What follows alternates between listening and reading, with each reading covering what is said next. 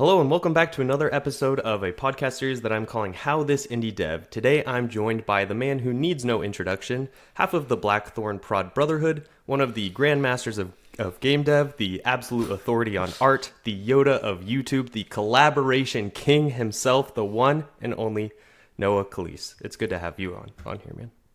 Hey, Thomas, thank you for having me on your podcast. Really cool to be here. An amazing introduction, man.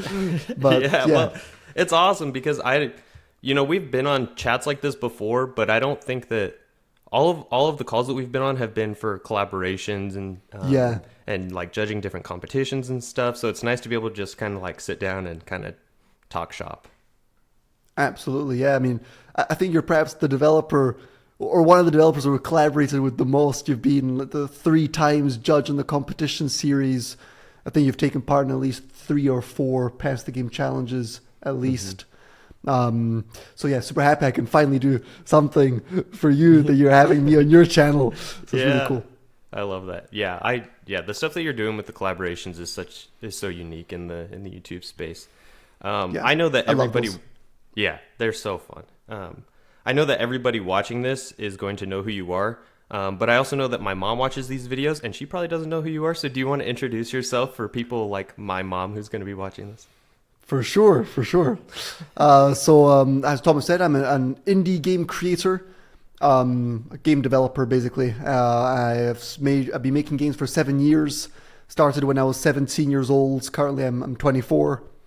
So about 6 months into game development, I started making YouTube videos about game creation. So whatever I learned, I was a huge beginner, right? I'd only made games for 6 months, but whatever I learned, I was suddenly like making tutorials about it on YouTube, which helped me build up an audience, build up a following, first of all, and second of all, it also helped me learn a tremendous amount because it was pushing me to like put words to newfound concepts. It was pushing me to learn coding, which before I never wanted to touch. I didn't like it, but there suddenly I was more and more motivated because I was also like seeing I was helping other people. So yeah, started making games, built a YouTube channel, was joined by my brother, who's 2 years younger than me. He joined me right after high school. He helped me make more games, make more YouTube videos. Launched 3 games on Steam. One's called The Dreadful Whispers, another Dashing Fire, and then Olobolo, 2 of which I made solo and the other one I made with my brother. And then we made a course teaching all the things that we know about game creation, and I would say we're quite good at is, really making games quite fast, prototyping, making game art, all the basics, also intermediate level stuff, and putting a game on Steam. So the courses are called the Game Dev Rocket. And then the latest projects are mostly big collaborations. We want to collaborate with loads of game developers. We want to, meet developers, see where they're good at, learn from them, and that's why most of our videos at the moment are focused on that. Yeah, I love what you guys are doing on YouTube right now because it's unlike anything else in the game dev sphere on social media. You guys are bringing game devs together. And it used to be like when I thought like Blackthorn Prod, I thought, oh, really good artist that's making games and tutorials. But now you've kind of transitioned, and when I think Blackthorn Prod, I think, oh, game dev collaboration. And you're really doing something special in that you are uniting game devs to work with each other. And it seems like every game dev I follow on YouTube has been in at least one of your video collabs, which is super cool. Yeah, it's a kind of a twist on the game jam, which people love. So many great channels do it. Yeah. Except what is funny is that it's collaborations at the same time as not collaborations, because our most popular series, right, is like 6 developers make a game, but the twist is they can't communicate. Mm-hmm. So there's a weird mix of like they're collaborating, but at the same time they're not talking. Right. And it's just like a weird, kind of concept, which people really are curious to see how everyone's going to add their own unique creative twist to a project. But it is very fun. It really is fun. And I think also brings to light some developers, especially the new series, the game dev competitions, where like just developers, they've got like the super short time frame to create games. And it's always incredible to see how in such a short period of time, people can make amazing things. Mm-hmm. Like we've had, so each competition lasts 3 weeks, and by the end of it, there's one winner, and that winner basically gets a certain amount of money. We've done $3,000, $5,000, and $10,000. But I think that the biggest prize here is that they get all these new eyeballs, all these new people discovering their work, and they also get a really cool project. And I think about 6 of the challengers who've taken part in this competition have actually got their game who's either on Steam already. There's one of them called Gunfrog, for example. He's actually launched his game on Steam. He's made some sales from that, which is really cool. And other developers are still actively working on their game. So it's amazing to think that these games wouldn't have existed without the competition. And now here they are with their games. Some of them are really, really cool. Like at the top of my head is Disinherited from Lighthoof Dryden. There's Vermin from Wishbone Games. There's Killer Junkyard. Really cool stuff. Yeah, it's really cool too. And what I like about like kind of what some people might not know is that some of the stuff that goes on behind the scenes with these collaborative projects is really neat also, because whether it's like it's a pass the game without communicating challenge or it's a game dev competition, the conversation between the devs extends beyond filming the video and doing the projects. And it's cool to be able to keep up with what people are doing and like being able to ask questions of people who are in a similar boat as yourself as well, because a lot of indie devs, we're sitting in our room and we're like trying to figure stuff out on our own. We're watching YouTube videos, but we're trying to figure out like what are other people doing, and so it's really, really cool to be able to connect with people like that. And I think it's awesome that you have been a primary catalyst for that in the community. Yeah, and we definitely want to continue doing more of these, and actually maybe trying to reinforce a bit more the collaborative aspect of game dev. Because even though we're bringing a lot of developers together within the same video, it's true that there's still not a huge amount of collaboration going on. A fellow YouTuber, Jonas Tyroller, he made a really cool concept. He only did it once, but I really liked it though. It's like 20 developers make a game during like a game jam during 48 hours. Very chaotic, but seemed very fun to do. Totally. So we'll see if we can do something like that as well. Yeah, I would love also to bring developers in an actual like physical space, because it's great doing things online, but it's not even close to like when you're actually in the same room creating things where you really see the people in person, got that creative energy. So if we can do like a game dev competition, like in a castle or something, the judges there in person on the table, the developers presenting their games, maybe small teams of developers just, working together there, make it a real show, that would be incredibly fun. But for that, we need to build up a bit more money, I would say. Maybe find better sponsors, because that would cost a lot of money. Yep. We could start smaller also. Just get like a little cottage in the middle of the mountains or in the middle of the Siberian woods, and invite 5 developers. That would be really fun. That would be very fun. And this is not the first time that I've heard you pitch that idea. And ever since you first mentioned it, I'm like, game dev competition in a castle. That you can't even top that. Like on things that are on my bucket list, I'm like, that would be so fun to do. Man, you're one of the first people we would invite to be one of the judges. That would be super. Yeah, but we just really the main thing that's stopping us for now is mainly a money thing. Is we just don't have the budget for it right now. We're not really. It's kind of a risky thing. So it wouldn't be a castle. The first physical location would probably not be a castle. Yeah. Although we did seriously look into it, and we saw that there's some pretty damn cool castles you can rent out for like a couple of days, for not a huge amount of money either. But then the next expense, right, is like actually flying over the developers, the judges, and so on. I don't think it's expensive. Like what do you like? I don't think we can really ask developers to fly themselves over, because then they're just spending money and they might lose and they might not get anything out of it. So So might have to find devs that are in a regional location.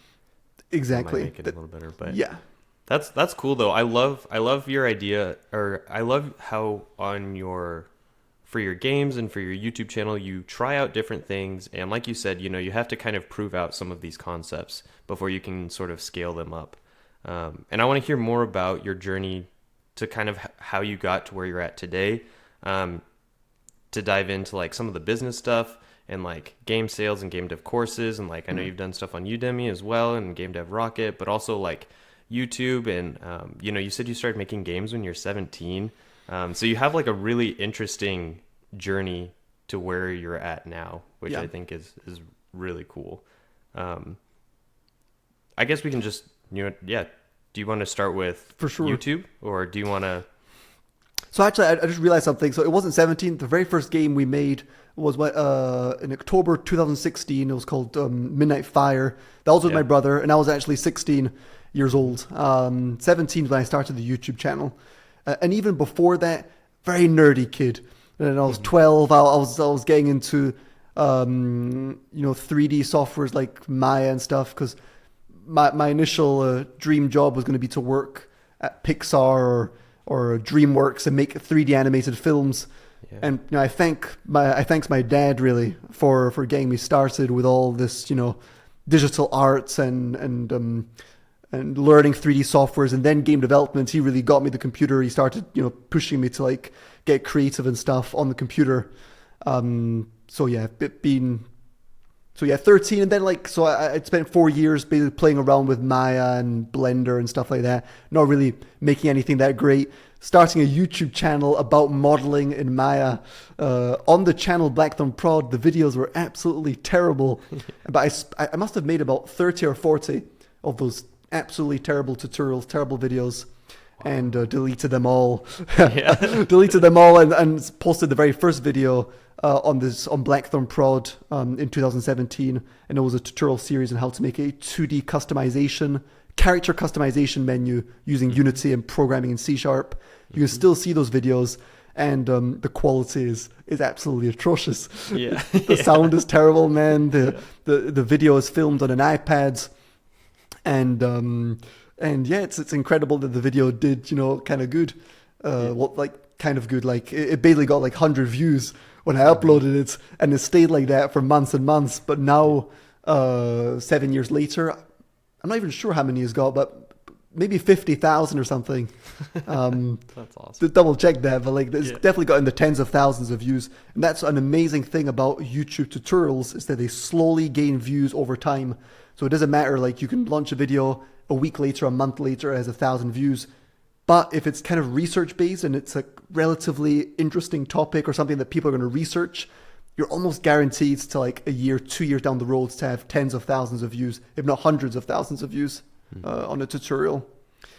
Yeah, one of my most popular tutorials is how to make pixel art, man. And I was a noob at pixel art. I learned it for a couple of weeks, and it just got 1 million views, that one. So yeah, I recommend that as a strategy for people who want to learn game dev and also build a following, is make tutorials on YouTube. Yeah, definitely. And it's interesting because I've been doing YouTube for a few years now, and I've always tried to have the mindset of, I'm trying to make evergreen content. So no matter how old a video is, it'd still be like pertinent to watch, like I'm not like covering news or anything like that. I haven't done like tutorial stuff. I think that would probably help me more with like search optimization and things like that. But I am trying to do the mindset of like thinking long term, like what's my channel going to look like 5 years from now, that sort of thing. And I think it's cool that you started so early. Like at the very beginning, when you first started uploading, what was your motivation for diving into YouTube? Were you thinking about trying to gather a following? Were you just trying to like make tutorials because there weren't good tutorials out there, or what was your motivation? Me, it was mainly for because nobody was playing. So I spent 6 months, almost a year, making games. Nobody was playing them except my mom. Literally, my mom and a few friends, and I was like, if I'm going to sell games, probably need to do some marketing. So I started YouTube mainly for that reason, and then I found other reasons to enjoy and continue doing it. Like I was learning, I was having fun doing it. But that was really the main reason. It was marketing initially. Yeah. And were you trying... It's the same thing for you, right, Thomas? That you start your channel mainly for... Yeah, because I had seen it. But what's interesting is like you did it before... Was there any other game devs doing it at that time? Or was it... Sure. I mean, a couple, right? Or were... The one that comes to mind was Bracky's, definitely. I think Thomas Brush had already started making a few videos. Those Sebastian Lag... Games Plus James, and a couple others. I'm sure there was already a few channels which I loved, which I learned so much from, and that inspired me to get started. Nice, that's cool. So you did have some sort of idea of, other people are doing this and I can do it as well. For sure, yeah. I remember watching one channel, I can't remember the name. It had 15,000 subscribers, which which is, it's a pretty big audience, frankly. It's a pretty big audience, 15,000, but the tutorial quality wasn't incredible. And I was like, if he's got 15,000, I most probably can also get 15,000, which seemed absolutely insane to get that amount of YouTube like subscribers. So I just kept uploading. And I was very, very consistent. I uploaded every single week, at least one video. And one video was kind of an unproductive week. So I would just make tutorial after tutorial. Wow. I would just keep on going because I would look at some of the older videos and I was like, the quality's not really good, but I just keep pushing and trying to like make more videos, better ones. Yeah. So that's so interesting. So were you trying to try out a bunch of different stuff, or were you trying to focus on like improving your quality, or like, because there's so much when diving into YouTube, people like talk about like thumbnails and titles and like what like audio quality and video editing and trying to keep people's attention. Were you focused on any of that stuff, or were you trying to think like, I need like more quality, like if I do this once a week I'm just gonna passively get better at it as time goes? Or what was your thought process? That was a bit, I think initially, especially, like I was more like I'm gonna naturally get better just by doing more and more. So I was kind of like a bit in the work hard mode, not really work smart. I was just working very hard and hoping I would improve, especially in the editing and stuff.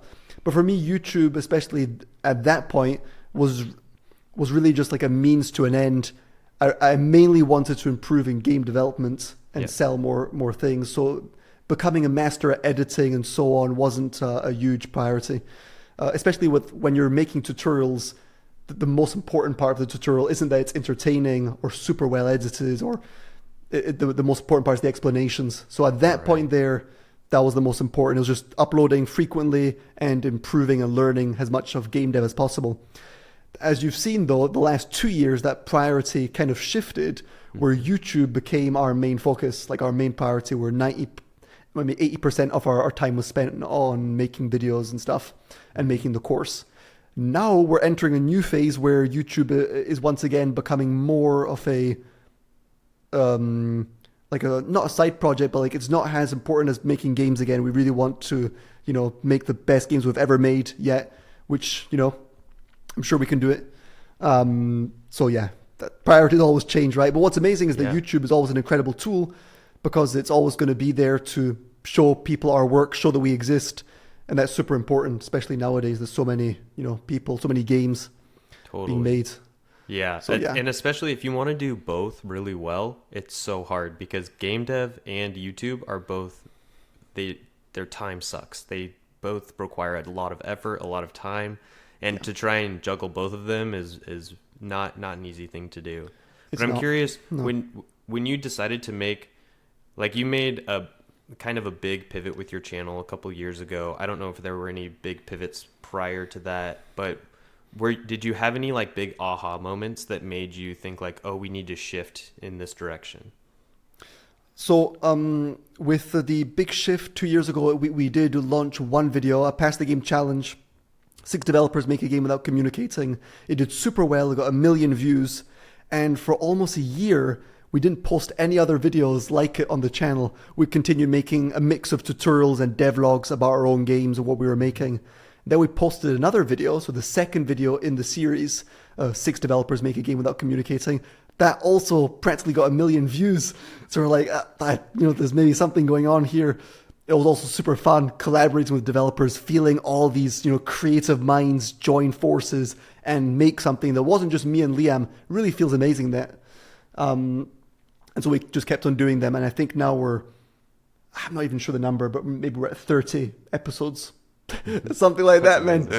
Yeah, so that's incredible. Yeah. So that was just fantastic. And the amount of views, obviously, it does get quite addicting. You really do enjoy it because you really feel like you're giving a lot of value because a lot of people are being entertained. Right. So I really enjoyed the fact. I felt like very useful. I felt like, people are liking this series. They're having fun. They're watching this. So let's make the most possible. And frankly, I don't regret it. It was an amazing journey. We're going to keep making them. As long as they do well, we're going to keep on trying to make them, always add a new twist.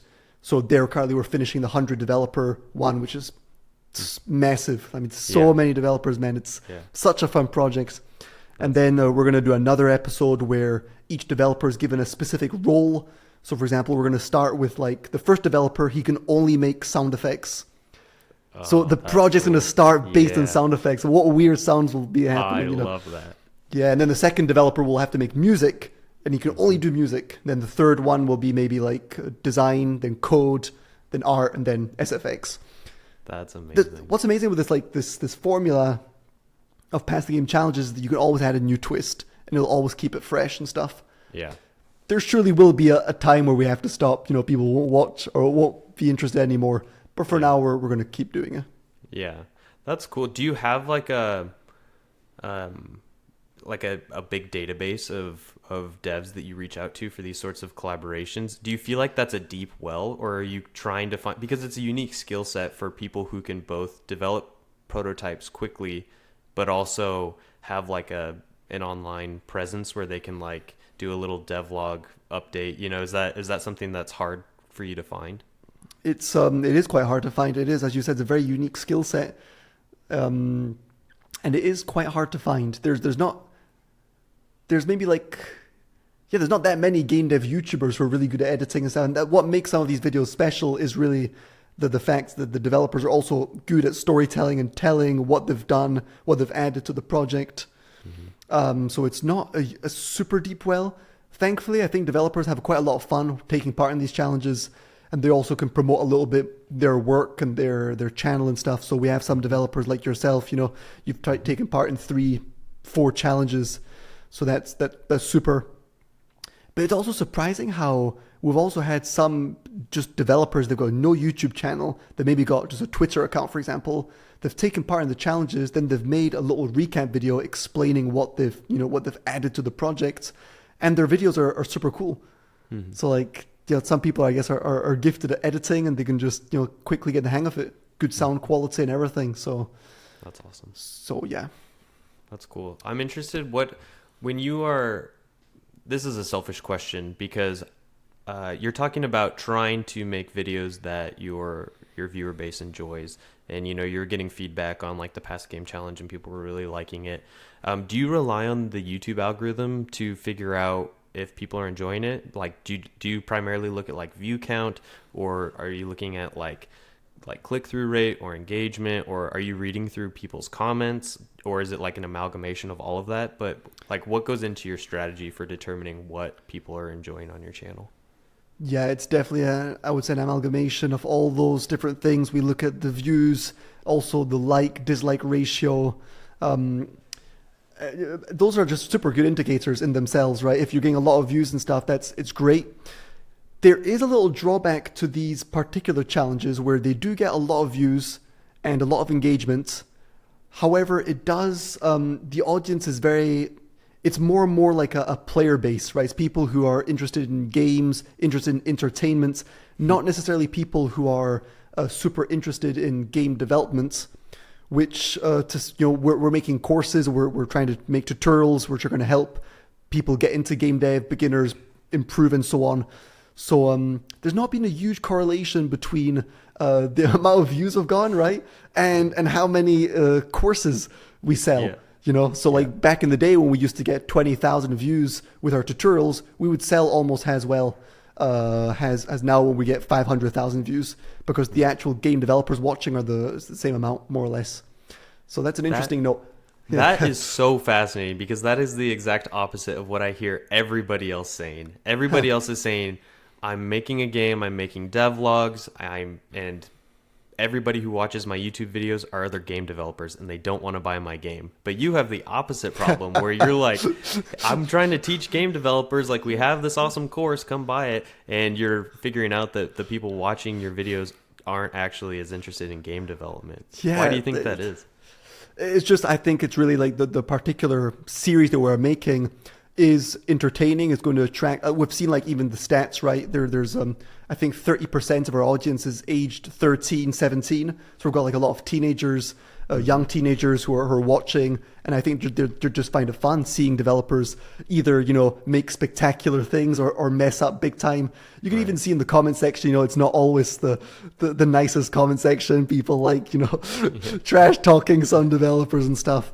Yeah. And it's cool. I think it's just part of what we've made. It's also good news because when we do actually sell a game, I hope and I think that we'll have more players than when we just had 20,000 views with tutorials. But yeah, there's like also if we posted a tutorial now on the channel, we would clearly not get hundreds of thousands of views. It would more or less get the exact same as it did like 2 years ago, even though our subscriber count has doubled.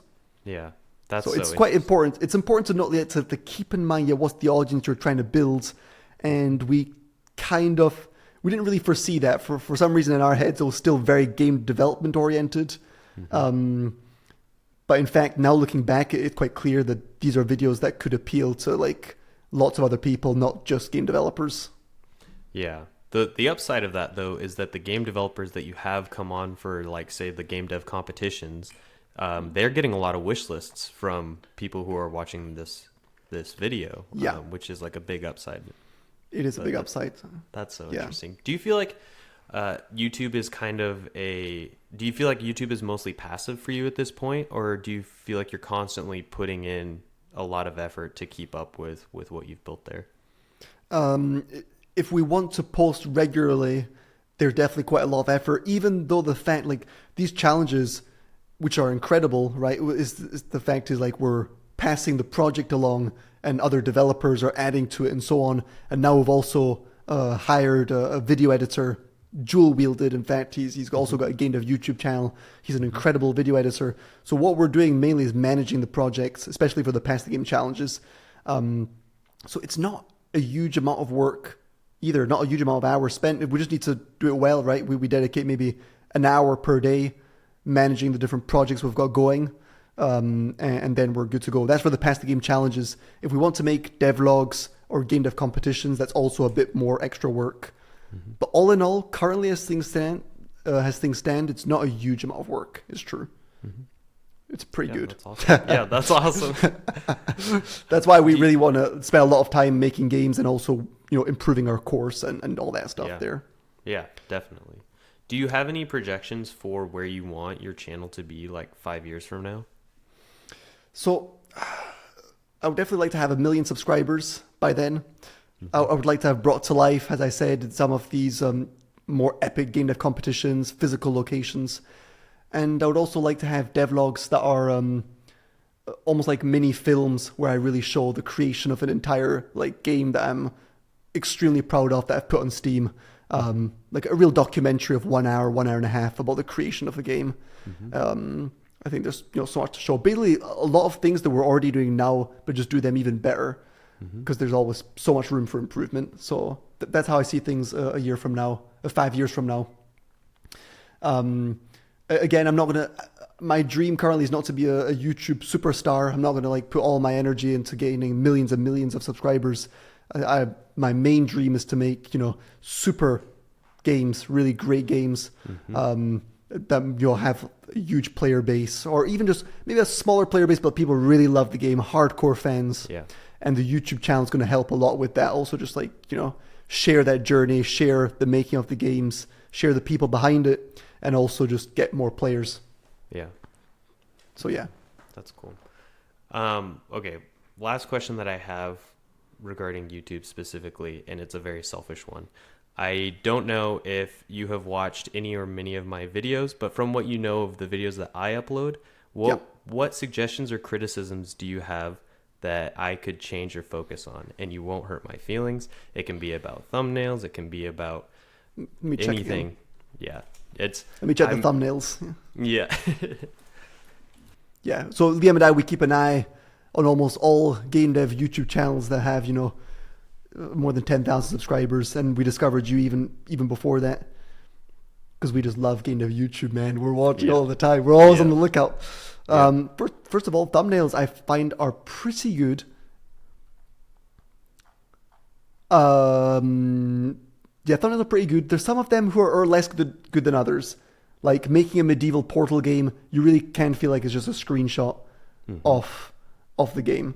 But after, I don't know how much time do you spend on the thumbnails, and are you trying to make very clickbaity thumbnails?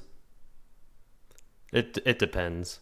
Right now, Okay. I'm taking the effort that I would have taken making one thumbnail, and I'm making three. So I'm spending less time on each individual thumbnail, but I'm running Right. A/B tests. Yeah. Yeah. Well, I think one thing that you're doing better than us probably is the fact that you really people recognize your face. They know who you are really well just from the thumbnails, right? You've got your face on the thumbnails very often. We don't really have that. And again, since 2 years, Liam and I were less and less the main characters of our own channel. So like, if I put my face on a thumbnail, people wouldn't necessarily know who I am. There's a lot of developers or a lot of new subscribers who would have, they wouldn't really maybe have a vague memory, but I'm not super, famous. But it's good because the more you post of videos and like have your own face on the thumbnail, the more you're going to gain that like recognition. Your videos themselves, I think, is great because you're really consistent, very regular, uploading super regularly. What is the goal exactly with your videos right now? Are you trying to gain the most views possible, or are you trying to build a very specific sort of audience? Yeah, I talked about this in one of my recent podcasts. I don't think I've posted it yet, and I can't remember who the guest was that I was talking to, but it was I realized that I had been trying to make videos for so long, trying to expand my audience, and now I feel like now that I'm past the 10,000 subscriber mark, I feel like a bigger obligation to satiate the people who already follow me.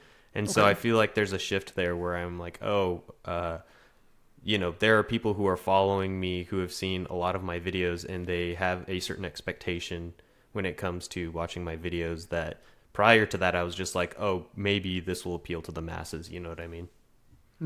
Okay. Yeah, so you're trying to take more care of the subscribers you already have than build more. Okay. Yeah. I think you're doing a good job on that. I mean, especially with the fact that you're just regularly keeping people updated on your actual, game dev adventures. Totally. I think just you keep doing that, but just trying to improve all the time and just really show people are you going to try and really just show people your game dev life to the fullest all the way to you make a super indie hits? Because that's incredible. It's so rare to see people who go through that process all the way, until they actually make an indie hit. Yeah. I think this is the strategy you're going for, over time will 100% lead to, 100K subscribers, 200K. You just need to continue. You just need to be consistent with it. When did you start YouTube again? How long ago? I think it was over 3 years ago now, but I was doing it super passively. I would go months between video uploads, and I didn't really take it seriously until I quit my full-time job. Yeah, I would. Something we're thinking of doing with Liam also is maybe add a strict sort of day where you're going to be uploading, so people kind of know when to expect your videos. And it does really work. Thin Matrix did that. Brackies used to do it every Sunday evening, for example. You've got a Thomas Stewart devlog coming out, and people just love that. It's almost like a show. People just come back. What has he done this week? What has he added to his world? Totally. Yeah, that's great. Yeah. Thank you. I appreciate that. The feedback was a little all over the place, but we can talk about. I would love to talk about it more, man. If ever we can, okay. And also I'd be curious to know what you think about our channel, as a viewer as well. Is there anything you think the people would like to see from us more? It's hard because you've mentioned, I kind of fall into the demographic of people that you want to be targeting, but also it sounds like I'm not the majority of your demographic, so that makes it kind of difficult. But for me, all of the game dev competitions, I love that stuff, and I could see for one competition making it 3 or 4 videos. You know what I mean? I could totally find myself being a multi-week journey where it's who's going to be eliminated this week? They just uploaded the episode. It's true, yeah. So there's more uploads also. Maybe the competition could be longer. Maybe there's 100 people initially, and there's a very quick sort of elimination phase where they have to make a prototype in one day, and then you take the 25 best, and that's one video, right? And you can go on from there. Yeah, it's pretty good. Yeah, but in general, I love the stuff that you put out. Even before you started the challenges and past the project stuff, I loved the game jam videos that you guys posted, and seeing even just your most recent video, seeing how quickly you guys have put together all of those different prototypes. You are so fast, and it's cool to see, and you're really good at art, which makes a huge difference, because you can speed design games, but then you can also make them look good really well, and I think that's part of why you make really good videos for that. Yeah, thank you. And yeah, it's funny because the last video, it did so badly in terms of views compared to all the past game challenges and the game dev competitions. But it's not. It is interesting to see how a huge amount of views is not changed our lives that much in terms of like, especially on financially speaking, like the ad revenue isn't that much better. It's really, I'm sure as a YouTuber, you also see, the ad revenue is not great. And for us too, it's not amazing, even though, got 100,000 views. With that said, we do upload not very regularly, like once, twice a month. If we uploaded a video every week with 500k views, it would be a different story. Yeah. But yeah, and also sponsorship wise, I was surprised to see how, okay, you could definitely discuss, you can, negotiate for higher prices when you get much larger views. At the same time, it's much harder to find sponsorships who are willing to put such high prices. So let's say like you can negotiate like a 10,000 deal, but there's much fewer companies who can do that. Whereas when you've got less views, they're much more willing to put 2-3K in a video. Yeah. So all in all, it comes down almost to the same amount. You make a tutorial every week with a 3,000 sponsorship every week. Yeah. And then you also you find one sponsorship of 10,000 for 1 month.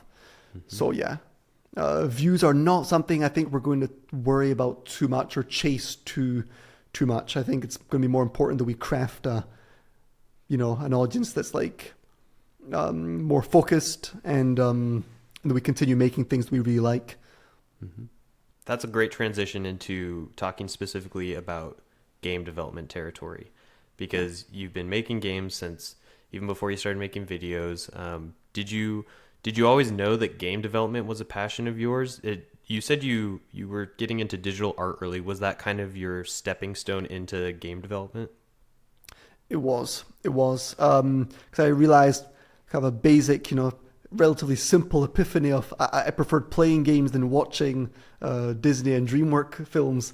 So I figured maybe I would enjoy creating them more as well.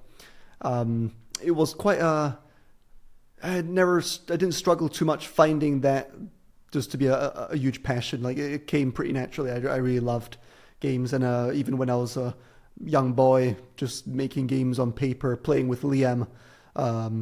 So yeah, it's almost like a natural passion.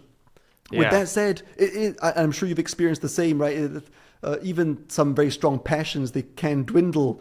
And especially when it becomes like your work, it becomes a lot more extrinsic. You're a lot more, it's quite easy to focus more on like the external rewards. So you're not making any more for fun. And that's when it gets more challenging, I think, to maintain the passion. So but it's also very worth it. You just have to rekindle it. You've got to find ways to just re-find it. And many times I've had a little drop, but I've also had like big increases of like, I remember why I love this. This is incredible.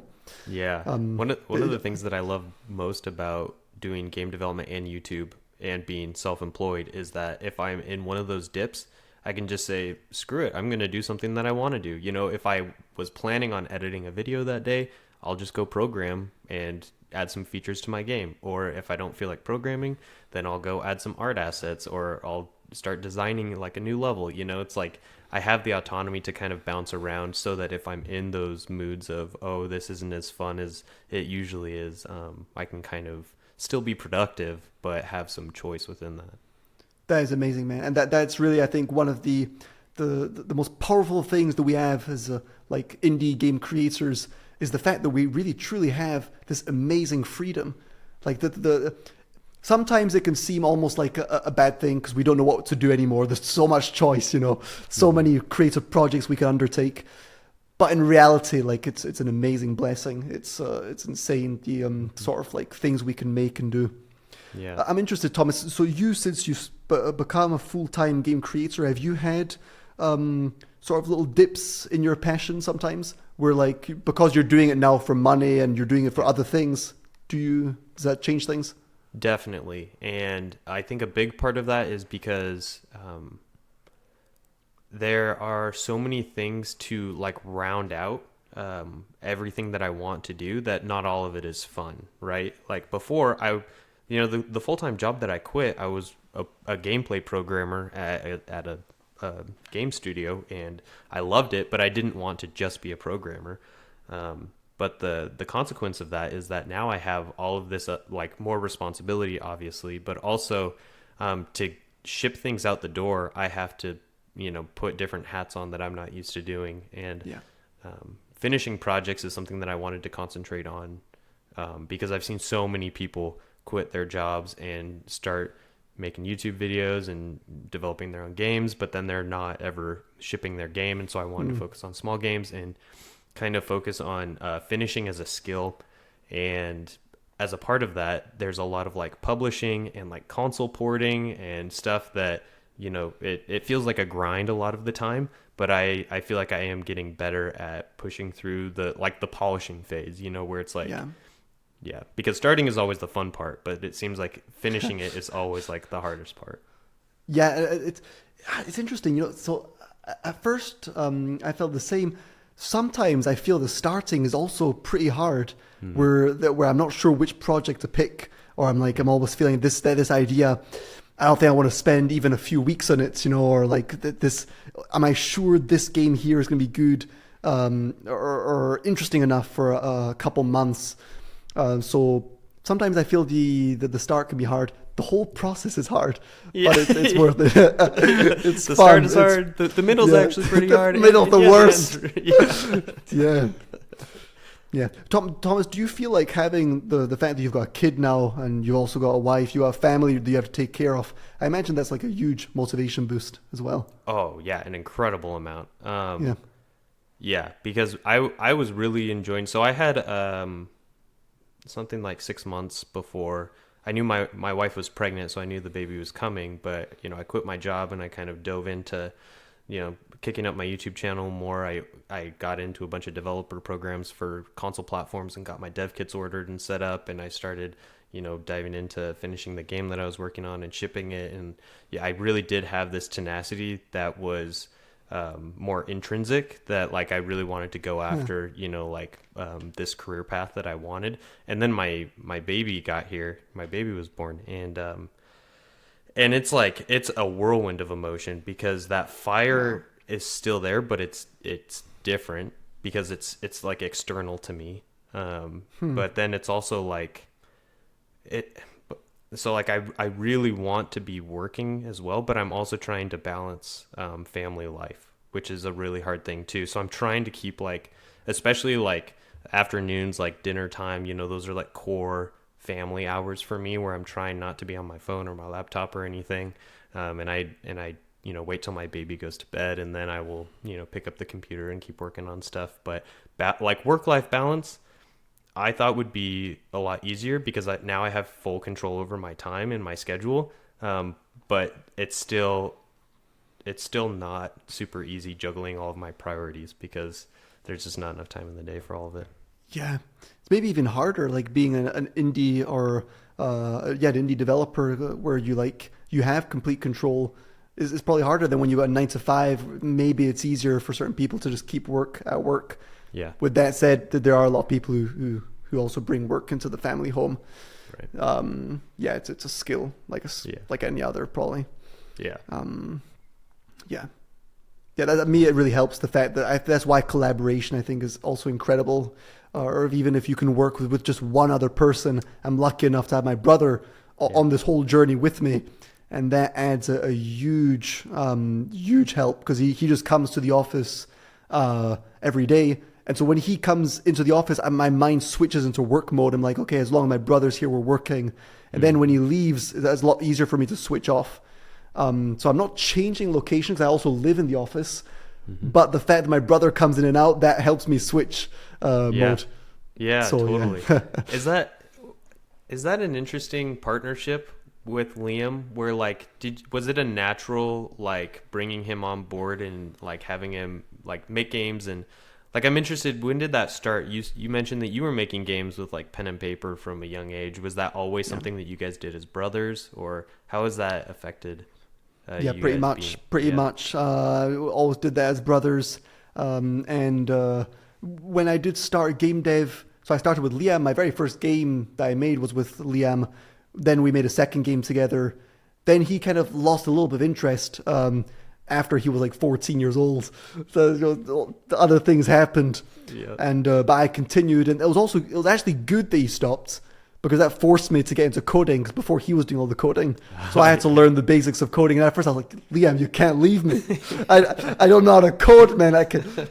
And in fact, it's crazy that the human mind, what it can do, you know, what it can learn. It can learn almost anything. And coding for me, although it's not really complicated when you get into it, but for me it did seem like something insane. I would look at a script that he made, and I was like, how on earth am I ever going to understand that? And now, I can easily look at basic scripts. I can pretty much code any simple game I can imagine. I couldn't make a multiplayer game or anything, but I'm sure I can learn. But it is interesting just to see, that this thing that used to be completely mysterious and weird, and you learn it. Anyway, so yeah, my brother was pretty much there from the get-go. So when he finished high school, we easily just got right into it. It was natural. It helped a lot making an official company, having the rules set straight for like any income and stuff. We knew exactly how much we would earn. We make 50-50, so there's no problems there. We put in as much work, both of us, in very different ways. There was so before making an official company, it was a lot more like, like we're teenagers, 17, 18, and we're just kind of like saying, oh, I think I did a bit more work this month, so I earn a little bit more. Yeah. So we had a few little arguments on that, but as soon as we made an official company, that all went away. Yeah, that's awesome. I'm envious that you have somebody that, one, you're so close to, but two, like you get to partner with for a lot of like you said, sometimes having the all of the options and kind of choice paralysis, having one other person there makes it really interesting as well. But I am curious because something that I've noticed in judging these game dev competitions that I've done on your channel, it seems like you and I are always aligned on how we rank the games. Like every single time I'm like, oh, we ordered these the exact same way. And it seems like, the games that I rank like towards the bottom, Liam tends to put them towards the top. And so, it's such an interesting phenomenon. So do you feel that impact in how you guys are designing games together as well? Very much, or very, very different in so many ways. Like very similar in other ways, but very different in some other ways. So that's a huge help. I think is a massive advantage where we often argue or like second guess our choices, be it for the course, be it for YouTube. Sometimes that makes us waste time where we can have 4-hour brainstorming sessions that end up completely off topic. But often it does, I think, refine our vision. It helps us, like come up with better ideas, better projects and stuff. And I think I feel like we're improving all the time. We're still, in reality, very early in in Blackthorn Prod's, like life cycle. I think we've just begun. So I think we're only going to get better at that. And it's, I'm excited to see what we're going to be able to make. But yeah, I recommend it for everybody. Solo development, I think, is cool. I've experienced that. I made my 2 first games, my first commercial games completely solo. I've done lots of game jams solo. It is cool because you can often go very fast at the start. You can you don't need to justify anything to anybody. You just do what you want. At the same time, it is a lot less fun in many ways. There's so much to joy in just collaborating with, and it doesn't need to be a full-time collaboration. It could even just be like I'm collaborating with a music composer who adds his little creative touch to the game. Could be somebody designing a logo or a title screen, but I'm all for collaboration. I think solo development is cool, but I wouldn't recommend it for year-long projects, like several years, especially that's just very hard. Totally. But everybody's different also. Some people, maybe it's better for them. But for me, I know I wouldn't go there. Yeah, definitely. I'm curious, are you pursuing expanding on the game that you showed off in your previous YouTube video? Is that kind of your full-time project that you're diving into? So, A Tale of Moss and Bone. It's a game that's currently on pause. Okay. It's currently on pause. Partly because the developer we're working with, so it was me, Liam, and another developer called Owen Senior, who've been working on that game. We built a demo, we finished the demo, and then we've made a devlog, so everybody can play the demo. I consider that project wrapped up on that. We were also going to check out how the devlog did, how many people seemed interested in the game, the amount of wish lists we got. It is true that the response wasn't tiny. Like there was definitely people who played the game, who enjoyed it, but like we maybe got like 300 wish lists. It's not super promising in terms of like, will this game sell very well? So if we do pursue it at some point, it will probably take 1 or 2 months more and finish it, because we've got a pretty clear vision of where we could have this game end up. Currently, Owen, the other developer, he's finishing another project that he had to finish at this point. So that leaves me and Liam time to work on our own new game, which we're silently cooking for now, and we'll probably reveal in about a month. But very, very happy with how this game's coming along. And I think it's got some of my favorite artwork that I've ever done. Oh, cool. So that is cool. It's definitely, design-wise also, it's really fun, very minimalist, quite simple, beautiful atmosphere. So excited to show that. Nice. That's great. I'm a programmer who is trying to learn to be more artistic. And man, so, that's incredible. That is incredible. Your game, the last one you built, man, is stunning. Stunning, man. Bridges and docks. Yeah. It's really, I'm surprised that so you consider yourself a programmer mainly. Oh yeah, definitely. That's Okay. my background. I don't have very much artistic skills at all, and I'm trying to like make a concerted effort to grow in that area. But I was hearing you say like this is the best art that I have ever put into a game. Like if I were to say that, I feel like it wouldn't be like that because I'm like a programmer who's like doing his best. But seeing like your games that are just like beautifully illustrated and hearing you talk about the art that way, it makes me excited to see it. Thank you, man. I mean, it's great to hear. Frankly, art, I love it. I'm trying to get, again, it's one of those things where it's a skill that you can improve so much, and I'm getting more and more into classical drawing. I want to learn how to draw realistically, draw from life, portraits, human figures, and so on. I think that's an incredible way to improve and find your own style. You don't need to find a style. It comes naturally almost just by improving like classical drawing.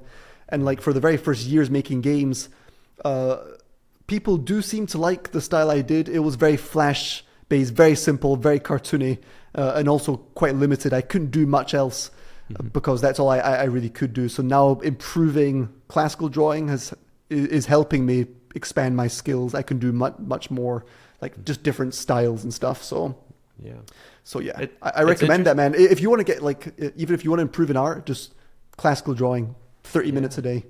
Okay. That's awesome. I would love to get into drawing, but I'm interested to hear, because I didn't know that you started with a background in 3D modeling, because I always think about you doing 2D illustrations. Are you ever considering like pursuing a 3D game, or do you love the 2D process? Really love 2D, but I definitely think at some point I'll make 3D games. It's almost certain. Yeah. It's almost certain. Yeah, I think it's just a matter of time. We'll see when. But it's true that 2D, I feel there's so much to explore with 2D as well. And my mind is somehow wired for 2D now. It's every time I'm thinking of game ideas, it's always 2D. I just need to at some point switch. Currently, so what the process we're going through right now is like so come up with the game we're currently working on. What we did is we basically built like 50 1-hour prototypes, more or less. And these are prototypes. We didn't even show them in the devlog Tale of Moss and Bone. This is after A Tale of Moss and Bone. We just create a random theme, and then we would make a prototype in 1 hour. Liam would do it one, I would do one. And some of them were 3D, in fact. And it is funny how there's so many different ideas with 3D as well. You just change the dimension, you change the Unity project to 3D instead of 2D, and suddenly new ideas come to mind and stuff. Oh, that's so interesting. I've thought about on numerous occasions, because I'm familiar with how classical artists have this concept of what they call dailies, where whatever their discipline is, whether it's painting or drawing or whatever, even 3D modeling, they will oftentimes warm up with what they call a daily, and they'll get like a random prompt like draw a pumpkin or something, and then that will be like, you know, they spend, it could be like 5 minutes, it could be like half an hour or an hour, whatever. But I loved that idea of like incremental progress day after day as an artist. And I've always thought like, is it possible to do something like that in the game dev world? But the fact that you're able to put together so many short scoped prototypes, do you feel like that like do you feel like that has helped you from a like a developer discipline standpoint, or is it more about sort of testing the waters to find the fun, or is it a mixture of both? I think it's a mixture of both. I think it's really an amazing exercise that all developers should try. It really just it warms you up. It gets your creative juices flowing. You're not as afraid of experimenting, you know, and taking risks. And frankly, like, so we're really applying we're trying to apply this method where we basically spent a week. We built 50 different prototypes, and we came up with like about a dozen, and all of them I feel like they could potentially be expanded into, you know, larger games. So it's kind of like an idea generation like machine. Of course, the games are going to be quite simple. In 1 hour, you can't make much, but it's like planting seeds, and it's also very fun. Plus, I will say, and this is not everybody likes this, but ChatGPT is an incredible tool to quickly prototype. Like just for scripting, you know, say I want to make a top-down controller, instead of spending 20 minutes or 15 minutes typing that out myself, I just ask ChatGPT to do it. So I'm going to save so much time and just be able to like design, you know, and just work on design, which is super important for prototyping. So I recommend using that of course, you can't use ChatGPT to code full-on games, or not larger games anyway. You know, it has its limits, especially when your scripts are talking to each other and everything's interconnected. That becomes an absolute nightmare. You need to know how to code, but you can still get away with, you can code some pretty cool things just using that. Mm-hmm. That's awesome. All of my experience with ChatGPT, which I use fairly often for coding, but it's very small scoped. It's like, oh, I want to lerp an object between a start and end position over a certain duration. Can you just write a for loop that would do that for me? You know, like, yeah, for sure. Stuff like that is really easy to plug and play into stuff, and it makes a lot of the overhead for that kind of like math heavy that you just don't. Yeah, I think it's pretty good for that kind of stuff. Yeah, sure. Especially as a solo developer, right, or a small team, if you can like get extra help, that's really, really useful.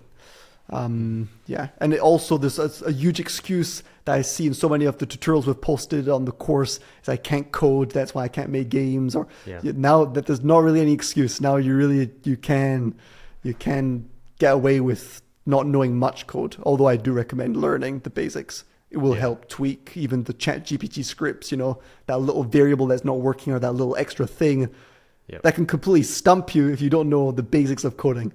Yeah. So I don't think I've ever used any ChatGPT code, just copy and paste working out of the box. I've always had to modify it a bit. Yeah, same. Okay, I wanna move on to a more business-minded topic, because you do a lot of stuff to monetize your overall business. You know, you have game sales, you have YouTube ad revenue and sponsorships, you have your big game course, the Game Dev Rocket, you have smaller Udemy courses. Is there anything else that I'm missing in there?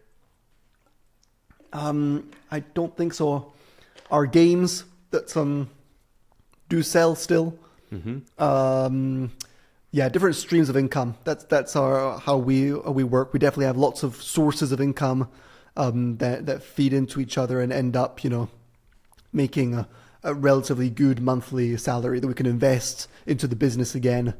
Some of the videos we make, especially the game dev competitions, are quite expensive, and I'm still not sure whether it's a good business move.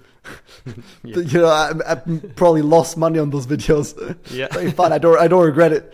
But I do recommend to have several sources of income, and especially even if it's just games, right? And you're going to see this, Thomas, I think, with the fact that you've already got 2 games on Steam, right? You've got 2 games. And the more you build of these games, the more like to me like a library of games are going to make passive income every single month. By the time you've got 10 games, even if they don't sell much, like each game doesn't sell much, you're still going to have all of them selling a little bit, and that will lead to a larger and larger monthly salary.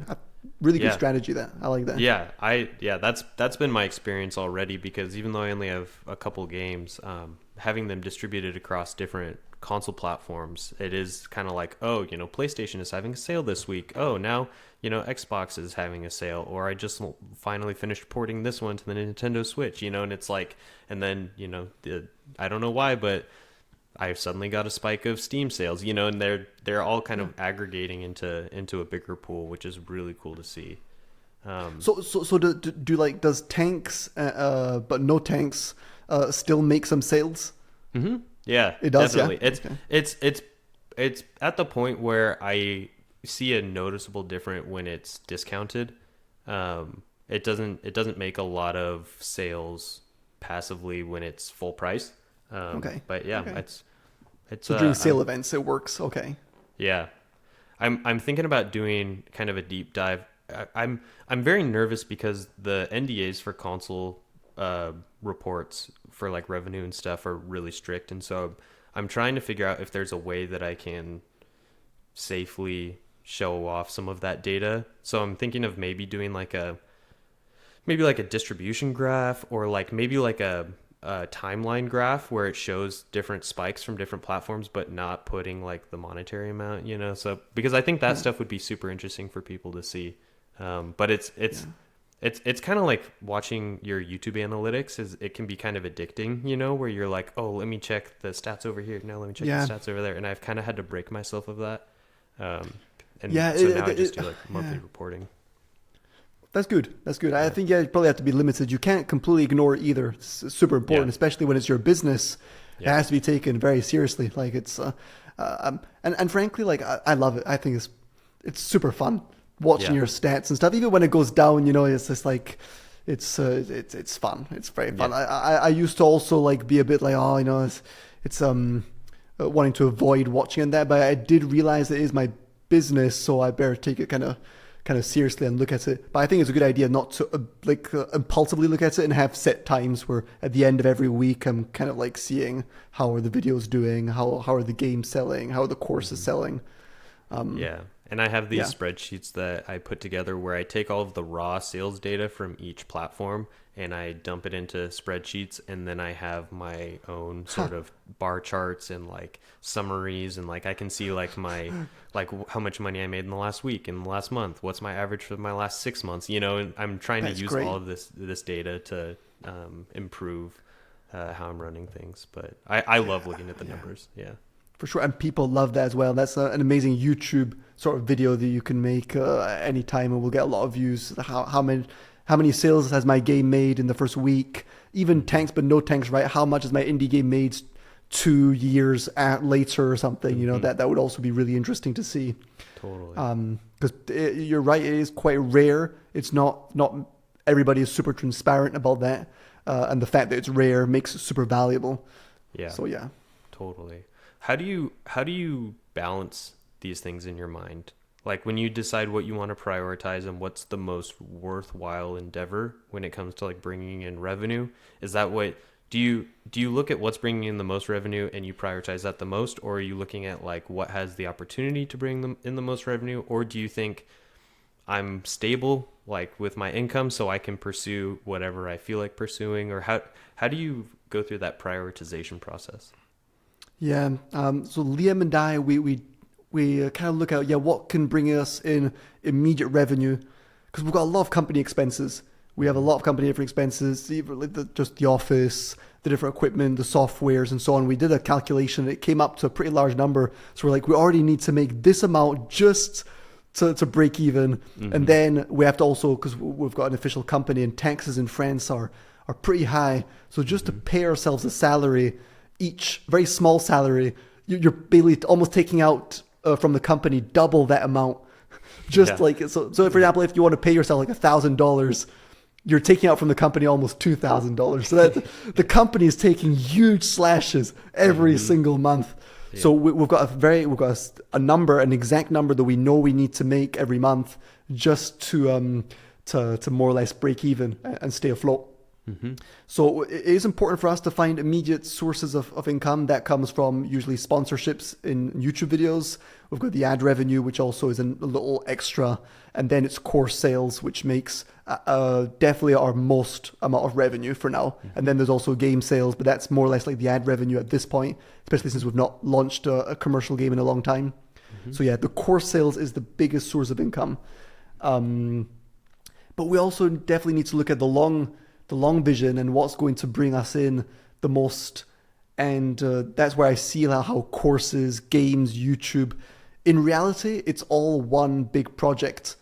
You know, they're not really separate. They all are super important. If one of them goes down, the others will suffer as well. So we try and see it the most possible, like it's one project.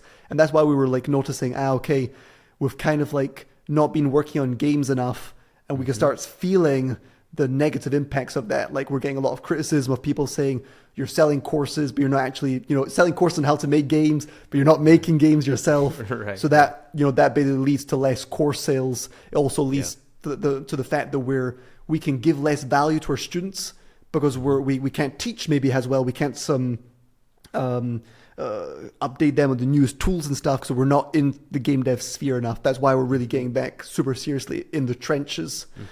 So yeah, I think it's important. We have to have the long-term vision. This, like making a game, might take a long time, especially for it to sell like a hit. That's kind of a long-term vision.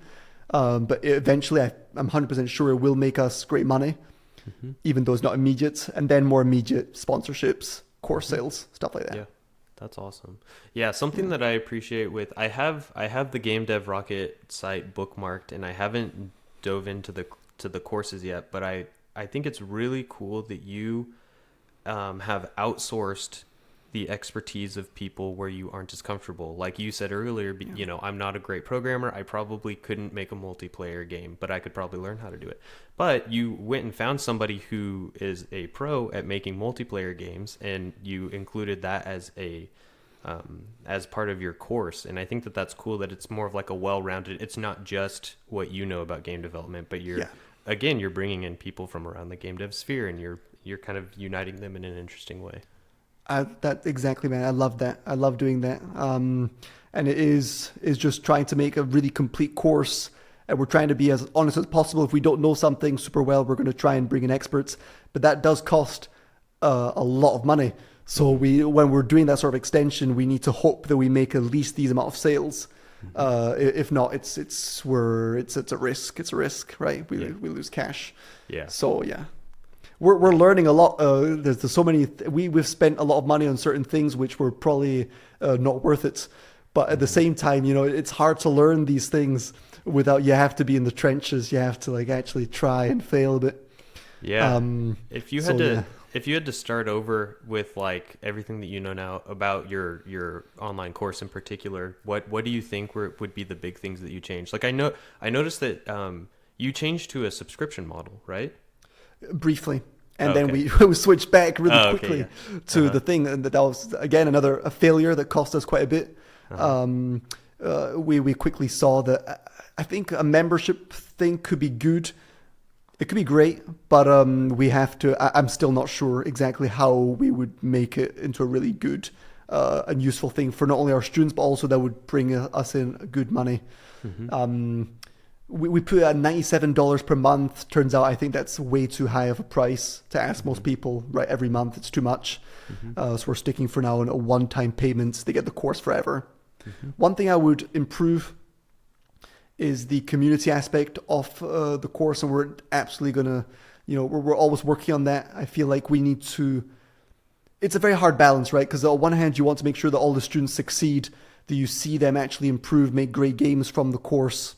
On the other hand, that takes a huge amount of time and money to do that. So, and that means we can't work on other projects and so on. So currently one of the main things we're improving on the Game Dev Rocket is the community thing, is like monthly game jams, it's weekly live streams, Q&As, all that stuff. So So at the start of the course, when the course first launched, we went a bit too much. We were too much on the thing, and we didn't have time for much else. Mm-hmm. And then on the other hand, later on, we were starting to do less and less. Students didn't like that. Mm-hmm. So we're trying to find, a right balance. Yeah. Yeah, it's a lot of You'll learn on the job.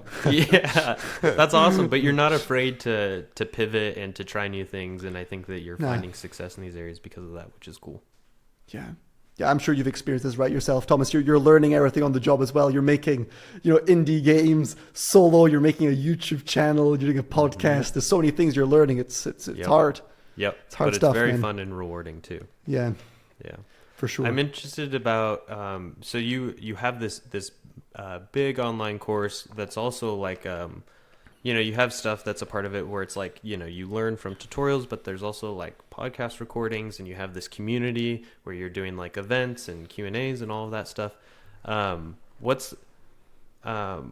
guess is community one of the primary selling points for like a bigger course like the Game Dev Rocket? Because I've heard some people say with skepticism, like, oh, if I wanted to, learn how to program in Unity, I would go buy a Udemy course, and like, obviously there's like such a limited scope to something like that. But I know that you've done both. You've done, this comprehensive online course, but then you've also made smaller Udemy courses. What have been your findings contrasting the two? So when we started with Udemy, we didn't know about anything else. We didn't really see any alternative, and it was also a way to make small courses to finish the projects, just like start making money.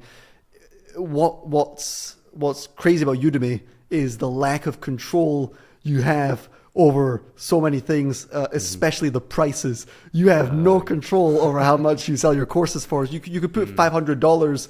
Udemy is always going to put it at 90% off. You have no control over the discounts, and you're basically getting like, at most, Thomas, you're going to get maybe like $10 per sale off a Udemy course. Mm-hmm. And at the least, we've had people buy our courses like for $2. It's insane. Yep. So I think the problem with Udemy is that it really undervalues quite a bit tutorials, the knowledge, the courses and stuff. Yeah. On the flip side, you do help a lot of people, which is great. But it's harder to make a really good income with Udemy unless you're one of the few courses that gets in the hundreds of thousands of students, which does happen though. Mm-hmm. We have made good sales with our courses. We made 5 courses in all on Udemy, and they did well. They did well enough, especially at the start, but they were always kind of small, and it did annoy us that we had no control over the website, how we could present the course, how we could manage the community, and especially the pricing. So we didn't think too much about it. We're like, let's make our very best course yet. Let's make it larger. Let's make it as cohesive and really in the branding that we want, and also have complete control over when there's discounts, how much the course is at, and so on. So I would recommend, especially if you've got a small following, to basically make your own course on your own platform. Udemy is great though, because if you've got no audience, no YouTube channel, nobody knows about you, well, Udemy is going to promote the courses for you.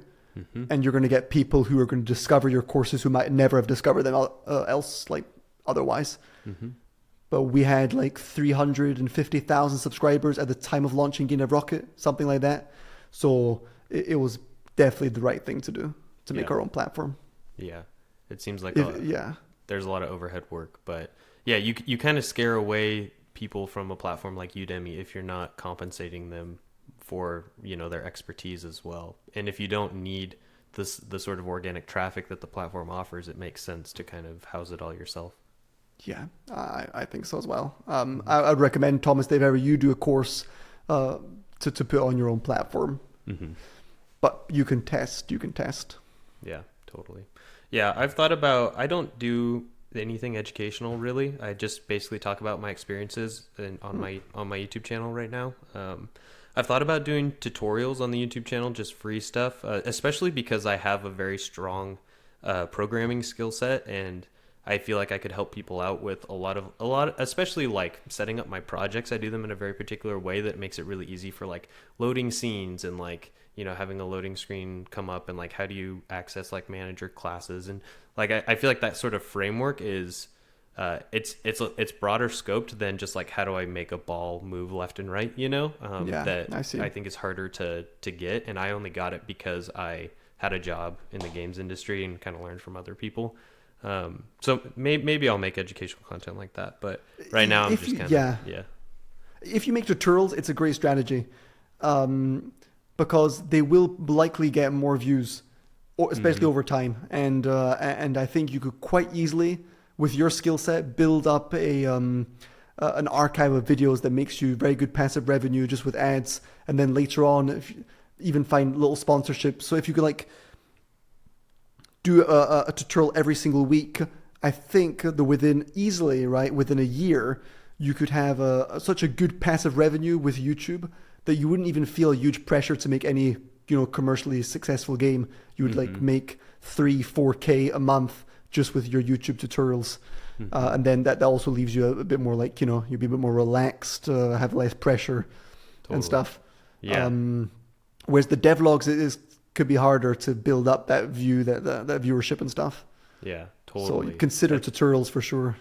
Yeah, that is kind of the crux of the issue for what I'm facing right now. And it seems like you struggle with it too, is that we're just trying to do so much and there's not enough time to do all of it. And so I right now, like for the month of October, I'm posting 2 videos a week, which is new for me. Wow. And Wow, man, I'm just trying it out to see how it's going. I'm really enjoying it. I'm having conversations like this, which I think are super valuable, and people seem to be enjoying them. But I'm kind of experimenting what extra effort into my YouTube channel looks like, because historically I've just been focused on game sales and making games and then porting them to consoles and then making money off of that, but then also making YouTube videos that kind of outline the process. But it's hard. Like from your perspective, do you think that YouTube is worth pursuing with like the number one priority slot, or do you think it makes more sense to have game dev and game sales continue to be like my primary focus? I think they go hand in hand. Yeah. If you do want to build a more like stable source of revenue with less risk, a lot less risk, I would go for YouTube. Yeah. And then nothing stops you, right, from shifting your priority back to game dev when you've built a stable source of revenue and a bigger viewership. And again, seeing that you've already got 11,000 subscribers, seeing the quality of your camera, your recording equipment, the skills you already have. For me, if you make a tutorial like every week, within 6 months to a year, you would have, a very good source of passive revenue. So it depends if you feel like you want to play it more risky or not. It really just depends. Yeah. I'll have to give some more thought to it, I think. But you're in a good position anyway. You can choose, like, you've got like 2 pretty good options. On one hand, you can definitely, I can see, like, build a very good, stable source of good income. On the other hand, you can continue doing what you're doing. And at some point, you're going to make a game that's going to make maybe a lot of money as well. Yeah. And I love the game design and development process so much too. So it kind of pains me when I have to pull myself away from it too. Man. Yeah, it's hard. And making a tutorial a week, it might not take that much work at all. Like maybe it could even just be a day of work. Mondays are tutorial days. I'm focusing. I made the tutorial, post it on Sunday, and then the other days are all game dev. It really doesn't need to be a huge time investment either. Devlogs on the other hand and stuff like that might be longer to create. From my experience, they're longer to make. Yeah, a lot 100%. and the videos that I put the most effort into get the worst amount of views every single time.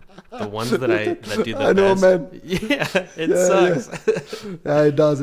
It's just it's the name of the game. Yeah. That's pretty funny though. That's all the questions that I've got for you. But is there anything that you wanted to go over?